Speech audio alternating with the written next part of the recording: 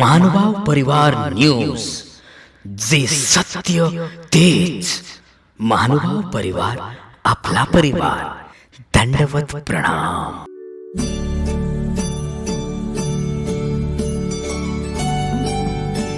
विठेवाडी तालुका देवळा येथे भव्य सत्संग सोहळा संपन्न.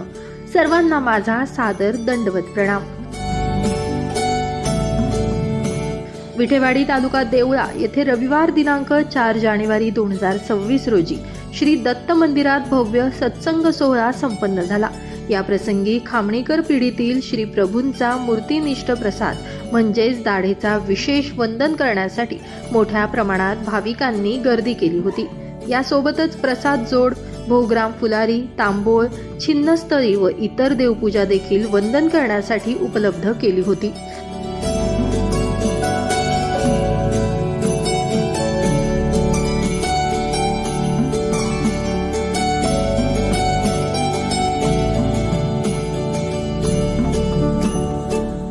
कार्यक्रमाप्रसंगी कवीश्वर कुलाचार्य श्री खामणीकर बाबा यांचं प्रवचन झालं. यावेळी उपस्थित समुदायास एकनिष्ठ धर्मकार्य करताना विधिवत धर्माचरण कसं करावं याचं मार्गदर्शन करून देवपूजा वंदनाचे लाभ कसे होतात हे सांगितले.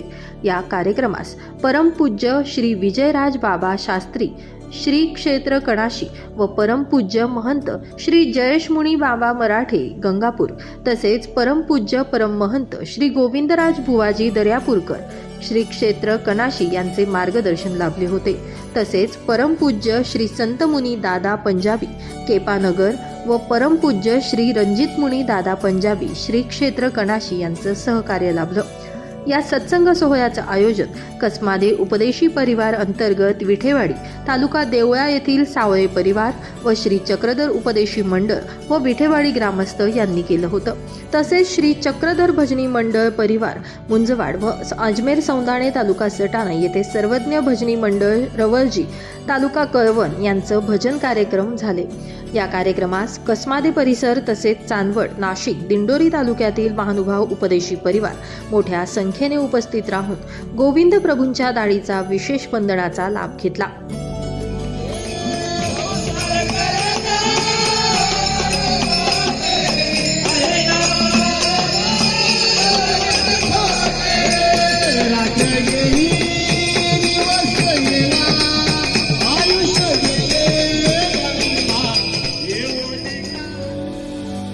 दंडोत करतो किंवा भिक्षुकाला दंडोत करतो. हा दंडोत व्यक्ती सापेक्ष नसून हा व्यक्तीला दंडोत नसून त्या व्यक्तीच्या अंतरामध्ये असलेलं जे परमेश्वरीय तत्व आहे.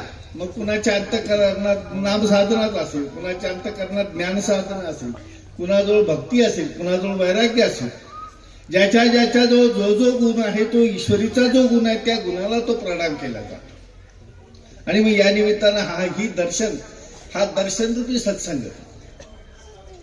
आणि म्हणून जिथे जिथे ईश्वराचा अंश आहे, मग कुठे ज्ञानरूपी अंश आहे, कुठे नामरूपी अंश आहे, कुठे भक्तिरूपी अंश आहे, कुठे वैराग्यरूपी अंश आहे. त्या माध्यमातून त्या परमेश्वराच्या साधकांना दंडोत केल्यानंतर तो परमेश्वरापर्यंत पोहोचला जातो. परमेश्वर त्याचा स्वीकार करतो आणि हा त्या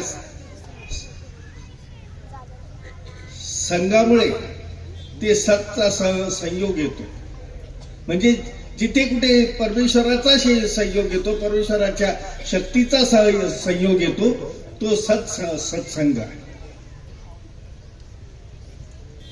आणि म्हणून या मंडळींनी मला सांगितलं की बाबा अशा प्रकारे ही सर्व मंडळी एकत्र येणार आहेत आणि ह्या सगळ्यांना परमेश्वराच्या संबंधित वस्तूंचं दर्शन घडावं आणि त्यांना दर्शन घडावं. त्यासाठी आपण वंदन आणा, देवपूजा आणा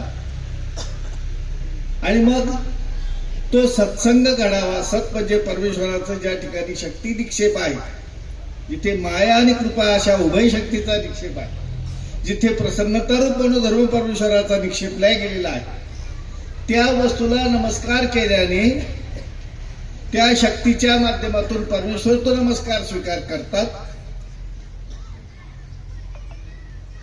आणि मग तो सत्संग घडतो.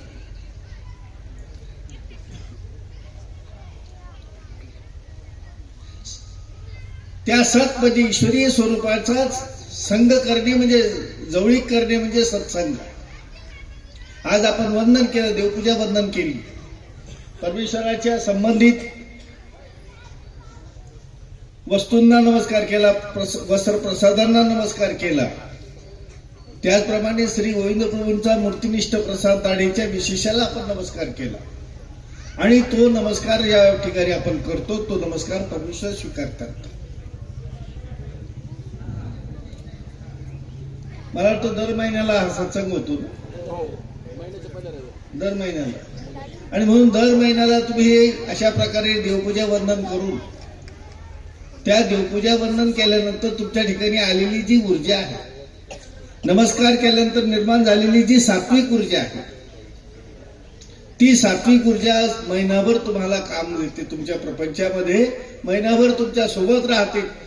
हा जो महिनाभरातला एक दिवस केलेला सत्संग महिन्याच्या पहिल्या रविवारी करतात, तर त्या हा महिन्यातून एक दिवस केलेला जो सत्संग आहे, त्या सत्संगाच्या माध्यमातून तुमच्या अंतःकरणामध्ये निर्माण झालेली जी सात्विक ऊर्जा आहे, ती सात्विक ऊर्जा तुमच्या महिनाभर तुमच्या सोबत राहते. कार्यक्रमाच्या अखेरीस 7वा सत्संग बागलाण तालुक्यातील सुराणी येथील बालूलाल दादा लांडगे यांच्याकडे होणार असल्याचे सांगून सदर कार्यक्रमास उपस्थित राहण्याचे आवाहन लांडगे परिवाराने केले व या कार्यक्रमाची सांगता करण्यात आली.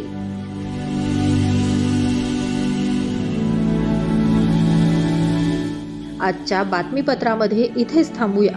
पुन्हा भेटूया पुढील बातमीपत्रात. तोपर्यंत सर्वांना माझा दंडवत प्रणाम.